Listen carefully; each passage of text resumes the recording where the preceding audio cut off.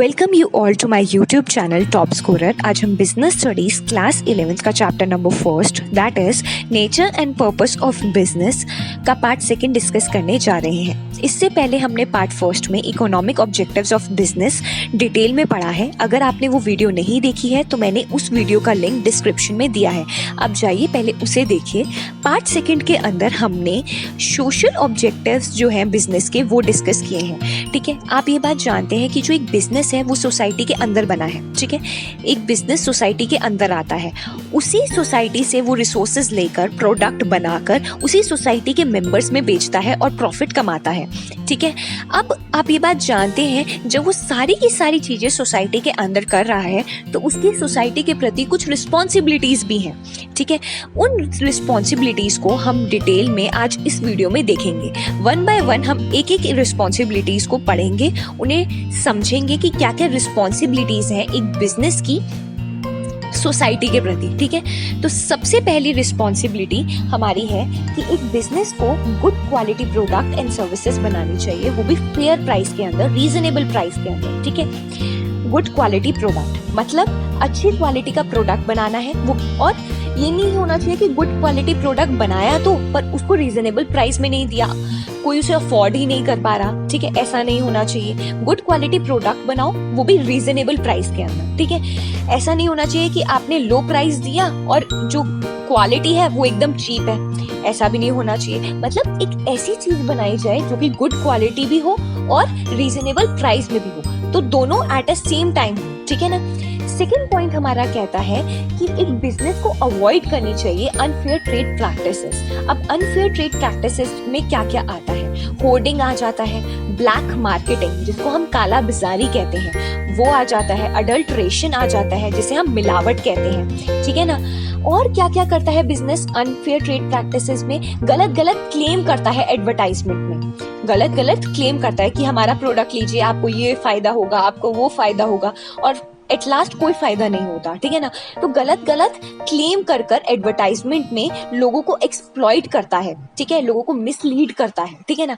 तो ये भी अनफेयर ट्रेड प्रैक्टिसेस में आता है। तो एक बिजनेस को ऐसी सब चीजें नहीं करनी चाहिए। ठीक है, कस्टमर को धोखा नहीं दिया जाना चाहिए। ठीक है, सोसाइटी में रहकर सोसाइटी को धोखा नहीं देना चाहिए बिजनेस को। ठीक है ना। तो ये पॉइंट आपको क्लियर हो गया, avoidance of anti social and unfair trade practices clear हो गया आपको। थर्ड पॉइंट हमारा कहता है कि क्या की जानी चाहिए? एम्प्लॉयमेंट जनरेट की जानी चाहिए। आप जानते हैं आजकल की सोसाइटी की सबसे बड़ी प्रॉब्लम क्या है? आजकल की सोसाइटी की सबसे बड़ी प्रॉब्लम ही ये है कि एम्प्लॉयमेंट नहीं है। ठीक है ना, एम्प्लॉयमेंट नहीं है। तो बिजनेस आएगा तो उसको क्या करनी चाहिए? कंट्री में एम्प्लॉयमेंट लानी चाहिए। क्या लानी चाहिए? कंट्री में एम्प्लॉयमेंट लानी चाहिए। ठीक है, कंट्री के पीपल के लिए एम्प्लॉयमेंट लानी चाहिए। ठीक है, बिजनेस आएगा, एम्प्लॉयमेंट जनरेट होगी तो फायदा सोसाइटी का ही होगा। ठीक है ना। उसके बाद हमारा फोर्थ पॉइंट है कम्युनिटी सर्विसेज भी देनी चाहिए। ठीक है ना। एक बिजनेस को कंट्रीब्यूट करना चाहिए सोसाइटी में। कैसे कैसे वो कंट्रीब्यूट कर सकता है? लाइब्रेरी बनाकर, डिस्पेंसरी बनाकर, एजुकेशनल इंस्टीट्यूशन बनाकर। ठीक है, वो क्या कर सकता है? कंट्रीब्यूट कर सकता है सोसाइटी की डेवलपमेंट के लिए। ठीक है ना। तो उसको ये सारी चीजें करनी चाहिए। ठीक है ना। डिस्पेंसरी बनानी चाहिए, लाइब्रेरी बनानी चाहिए, एजुकेशनल इंस्टीट्यूशन बनानी चाहिए ताकि वो कम्युनिटी की डेवलपमेंट कर सके। ठीक है ना। यहाँ पर मैंने आपको एक निमोनिक दिया है। इस निमोनिक के हेल्प से आपको सोशल रिस्पॉन्सिबिलिटी के ये जो चारों पॉइंट की हेडिंग्स हैं ये इजीली याद हो जाएंगी। ये निमोनिक आपकी हेल्प करेगा कि आप चारों जो पॉइंट्स हैं उन्हें अच्छे से मेमोराइज रख सकें और कोई भी पॉइंट आपको भूले ना at the time of examination. Next topic है हमारा role of profit in business. Business के अंदर प्रॉफिट का क्या रोल है अब हम ये जानेंगे। ठीक है, तो आप जानते हैं कि प्रॉफिट एक बिजनेस के लॉन्ग सर्वाइवल के लिए बहुत ज्यादा जरूरी है। अगर एक बिजनेस बार बार लॉस में जा रहा है तो क्या होगा?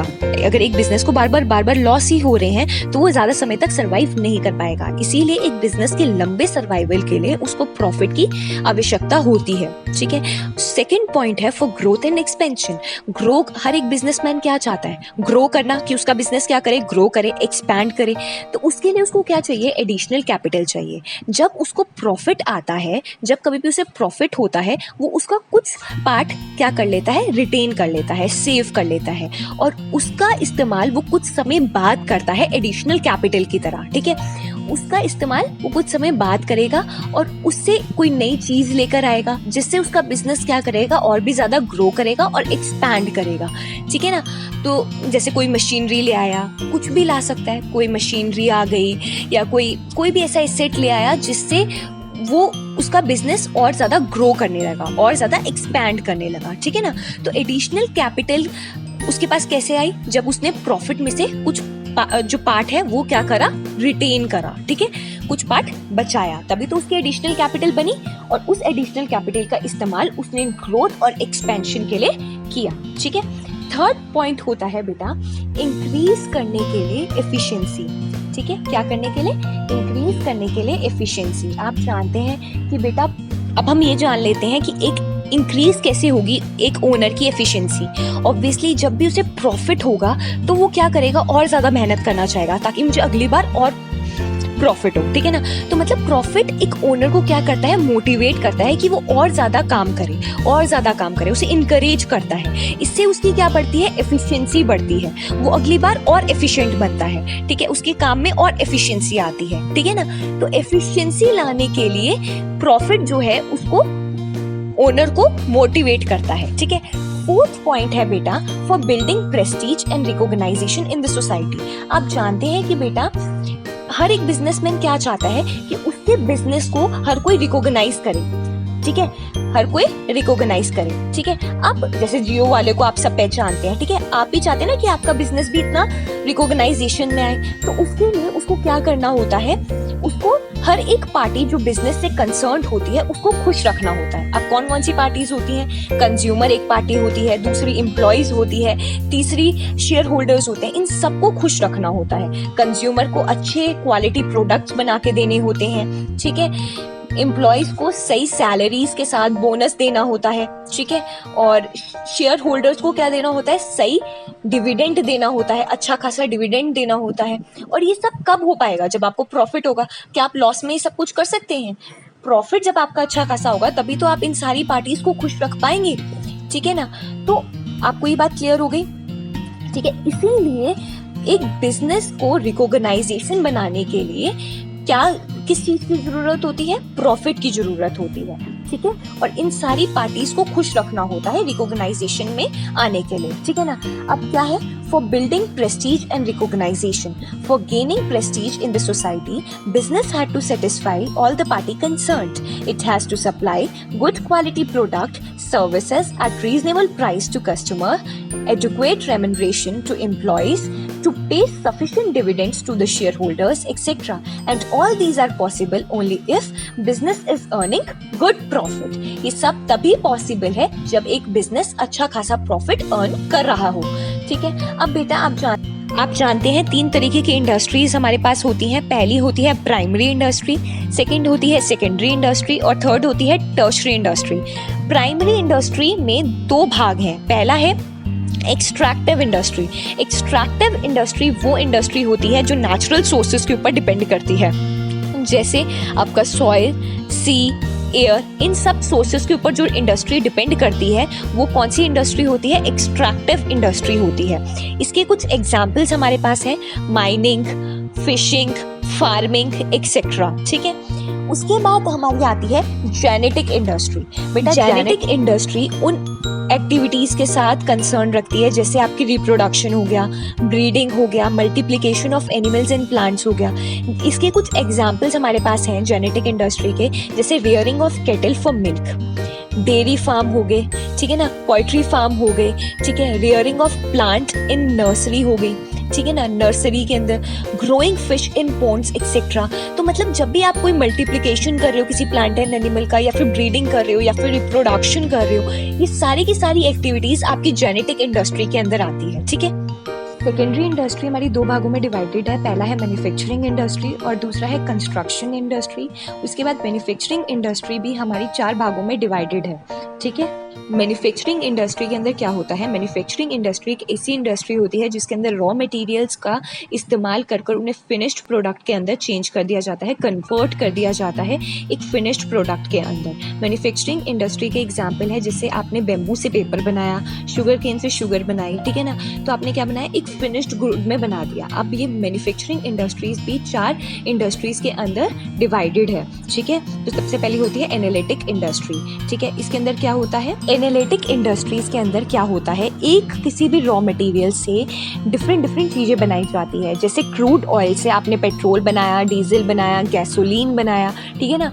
तो इसमें क्या होता है, किसी भी एक रॉ मटेरियल से डिफरेंट चीज़ें बनाई जाती हैं, ठीक है। सेकेंड आती है बेटा आपकी प्रोसेसिंग इंडस्ट्री।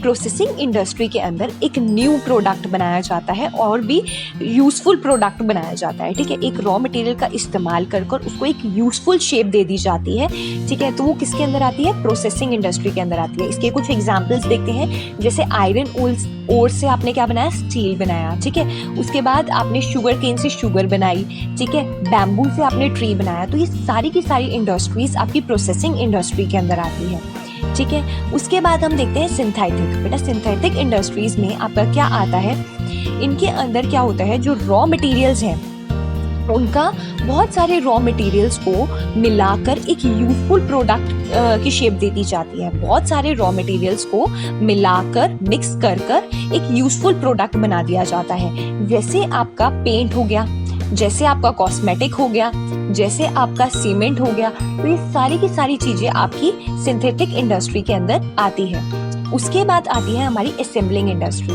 बेटा आप जानते हैं कि क्या होता है, कई बार अलग अलग जगह पे हर एक पार्ट क्या होता है, मैन्युफैक्चर होता है। उन पार्ट्स को असेंबल कर मतलब उन पार्ट्स को असेंबल कर क्या कर दिया जाता है, एक नया पार्ट बना दिया, एक नई वो बना दिया जाता है, प्रोडक्ट, यूजफुल प्रोडक्ट बना दिया जाता है। जैसे कार के डिफरेंट जगह पे क्या होते हैं, पार्ट्स बनते हैं, ठीक है। कार के जो पार्ट्स हैं वो डिफरेंट जगह पे बनते हैं और उनको एक जगह पर लाकर असेंबल कर क्या बना दी जाती है, कार बना दी जाती है। तो वो जो होती है वो कौन सी इंडस्ट्री कहलाती है, असेंबलिंग इंडस्ट्री कहलाती है। Where in the part manufactured by different industries are assembled to produce new and useful products. Example computer, watches, cars, televisions etcetera, ठीक है। तो आपको ये क्लियर हो गया मैन्युफैक्चरिंग इंडस्ट्री।